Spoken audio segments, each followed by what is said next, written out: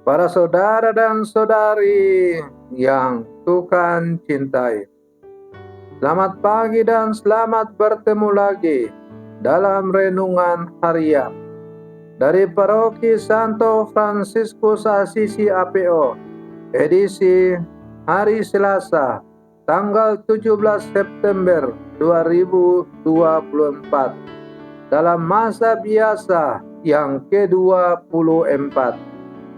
Mengawali hari yang baru ini, kita hendak mendengar dan merenungkan sabda Tuhan. Marilah sebelum kita mendengar dan merenungkan sabda Tuhan, kita berdoa. Dalam nama Bapa dan Putra dan Roh Kudus. Amin. Allah Bapa, sumber kesatuan, Engkau menyatukan anak-anak-Mu untuk bertekun bersama dengan Yesus sebagai kepalanya. Semoga kami dapat membangun persekutuan dalam cinta kasih. Bersabdalah ya Tuhan, kami siap mendengarkan. Terpujilah Engkau Bapa, Putra dan Roh Kudus, kini dan sepanjang segala masa. Amin. Para saudara dan saudari yang Tuhan cintai, sabda Tuhan yang hendak kita dengar dan kita renungkan untuk mengawali hari yang baru ini diambil dari Injil Lukas pasal 7 ayat 11 sampai 17. Tuhan bersamamu. Inilah Injil suci menurut Lukas. Pada suatu ketika, Yesus pergi ke sebuah kota bernama Nain. Para murid serta banyak orang pergi bersama dia.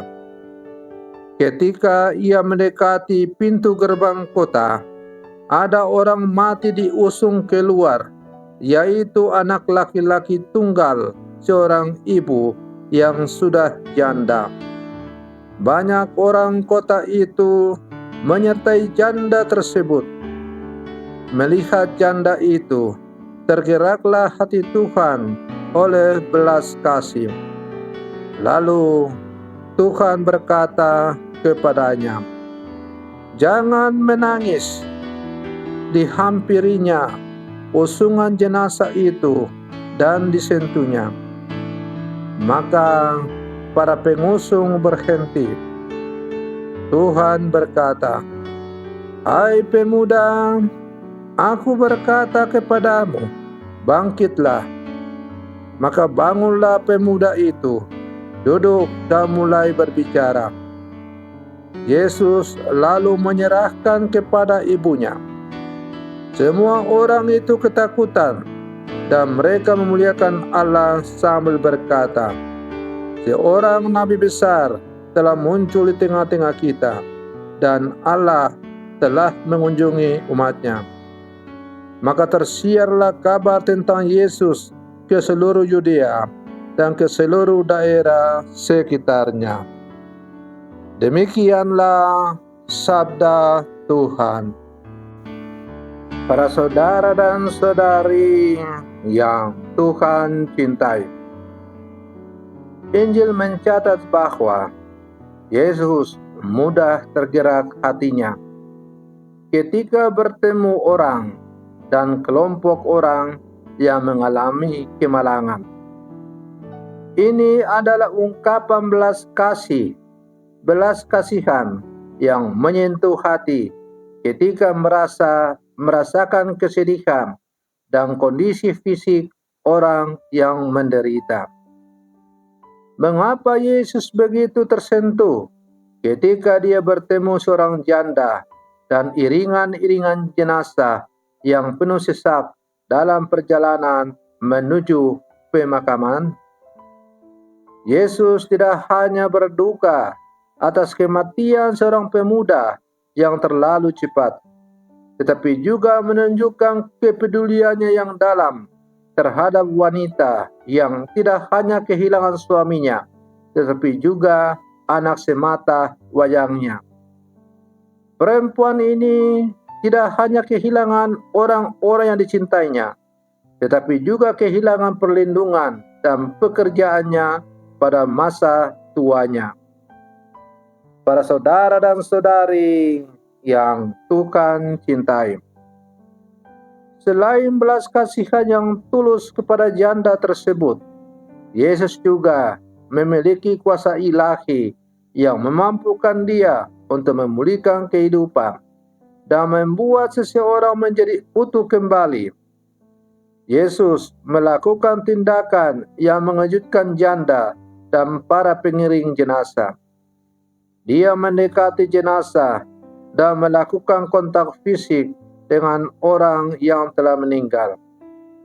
Orang-orang Yahudi tahu bahwa bersentuhan dengan mayat membuat diri seseorang najis atau tidak murni secara ritual.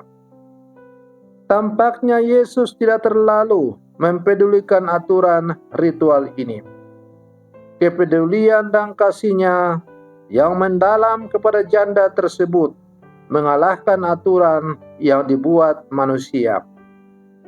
Perintah Yesus yang sederhana, "Hai anak muda, bangkitlah," tidak hanya memulihkannya ke kehidupan fisik, tetapi juga membawa kebebasan dan keutuhan bagi jiwa dan tubuhnya.